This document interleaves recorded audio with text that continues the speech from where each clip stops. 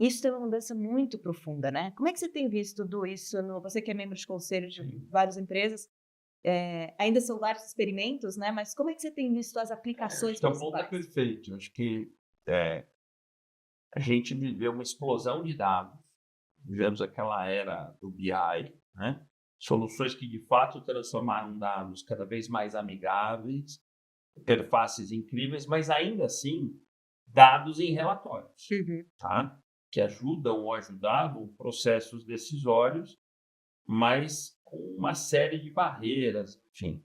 O que você colocou é importante, eu acho que uma das principais fronteiras da inteligência artificial é automatizar muito daquilo que nas empresas passa por barreiras e gargalos humanos. Vou pegar aqui alguns exemplos. Com a inteligência artificial, eu não quero que dados virem informação em relatórios de preço, por exemplo. As pessoas não têm tempo, capacidade de analisar e decidir.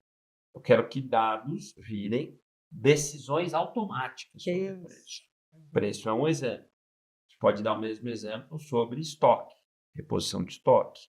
Pode dar o mesmo exemplo sobre uma escala de funcionários. Então, até ontem, no pré-inteligência artificial, isso viravam informações cada vez melhores estruturadas, em forma de gráficos, relatórios, que alguém tinha que consumir, analisar, decidir. Só que isso estava muito limitado.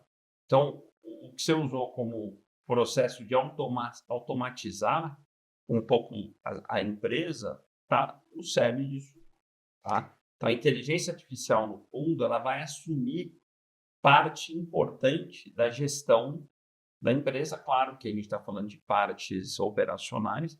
Então, um dos estudos que eu cito no livro, né, hoje de 10 a 15% de trabalhos que são muito operacionais podem facilmente ser substituídos por bots, por robôs, por algoritmos que são movidos por inteligência artificial. Mas aí também tem um ponto, né, do que, assim, muita gente está pensando em inteligência artificial só no lado de produtividade, Sim, que é um erro. perfeito. É uma das avenidas, É não uma é a das única. avenidas, não é a única, senão a gente está subestimando e subutilizando o potencial absurdo dos negócios, né. Perfeito. Então, sim, a inteligência artificial vem com um aliado criativo, inclusive nas tendências se fala muito sobre essa questão da gente como ser humano, não só mais como os grandes criadores, mas como os grandes editores, Sim. né. Então olha só o que que muda, né, principalmente quando a gente pensa no varejo, que muitas vezes a gente pensa muito só no curto prazo, né, a gente está muito voltado ali às decisões que estão no nosso dia a dia de preço, produto, a dinâmica comercial em si, e muito pouco se deixa de tempo, né, para a gente pensar nessa estratégia do que vai ser esse novo modelo ali para Uhum. frente.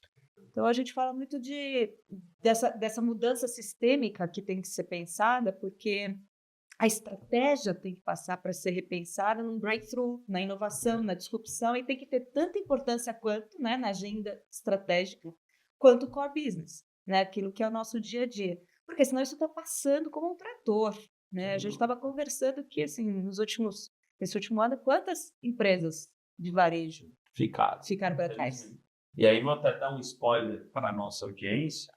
Esse trabalho de escolha, de seleção, nos casos, os convidados que virão aqui, uma das coisas que a gente quer é justamente entender, nos casos de inteligência artificial, que linhas do P&L, né, que é os resultados apresentados das empresas, está mexendo. Então, pegando o teu exemplo, e dos que eu tenho estudado, né? Inteligência artificial pode, primeiro, aumentar vendas, né, por uma série de questões, pode melhorar a margem, né, que é a segunda linha, né, por exemplo, com uma gestão mais eficiente de preços, Uhum. ah, por exemplo, com um sortimento mais eficiente, com produtos que tragam mais rentabilidade. E, sem dúvida, pode atuar muito forte na linha das despesas, tá?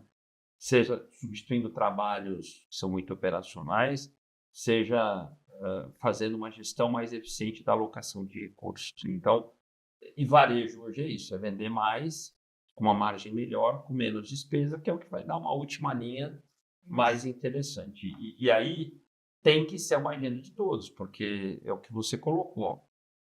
Se não está todo mundo fazendo, está todo mundo tentando fazer, né? Todo mundo passar essa arrebentação das empresas que eu sento no conselho, das que eu converso, tem um monte de iniciativas sendo estudadas, né? Olhadas. Então, eu imagino que nos próximos 2 anos nós vamos ter uma enxurrada de casos para contar.